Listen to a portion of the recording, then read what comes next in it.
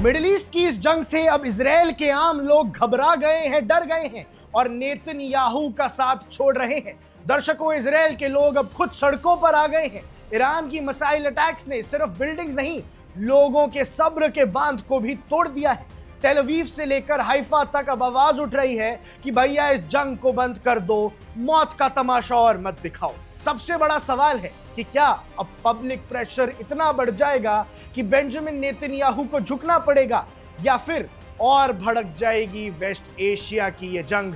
लेकिन दर्शकों, अब इजरायली इस जंग से डरते नजर आ रहे हैं। इजरायली अब मौत से तंग आ चुके हैं और इस जंग पे रोक चाहते हैं।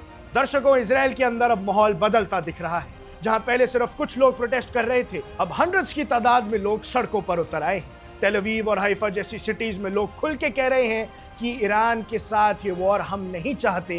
हम नहीं चाहते कि ईरान के साथ जंग हो, हम तो शांति चाहते हैं। लेकिन दर्शकों, ये प्रोटेस्ट अब क्यों हो रहे हैं?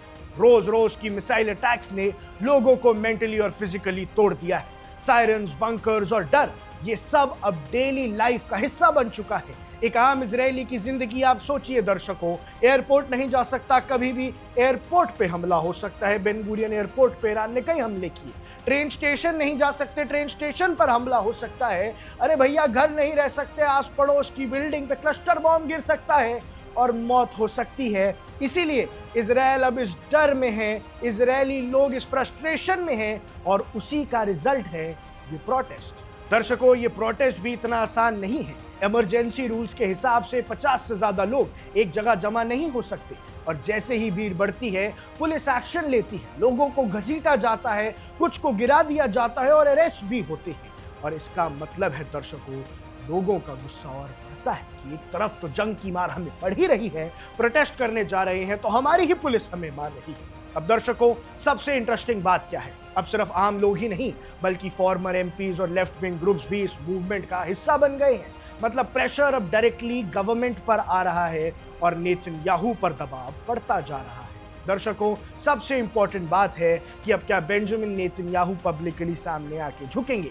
क्या इजराइल अपनी वॉर स्ट्रैटेजी को रीथिंक करेगा, या फिर ये प्रोटेस्ट भी इग्नोर कर दिए जाएंगे? आम लोगों की क्या राय है, उस पर ध्यान ही नहीं दिया जाएगा। एक तरफ ईरान की मिसाइल्स, दूसरी तरफ अपने ही लोगों का गुस्सा। इजराइल अब दो फ्रंट पर लड़ रहा है, एक अपने ही लोगों से जो प्रोटेस्ट कर रहे हैं और दूसरा ईरान से। दर्शकों, जो माहौल ईरान में कुछ समय पहले था, प्रोटेस्ट का माहौल, अब वो इजराइल में आता दिख रहा है और इजराइल के लोग तो बस शांति मांग रहे हैं।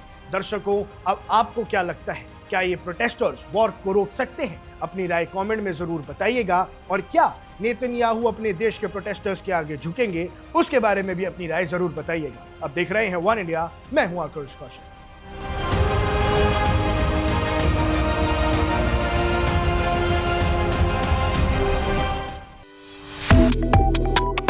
Subscribe to One India and never miss an update. Download the One India app now.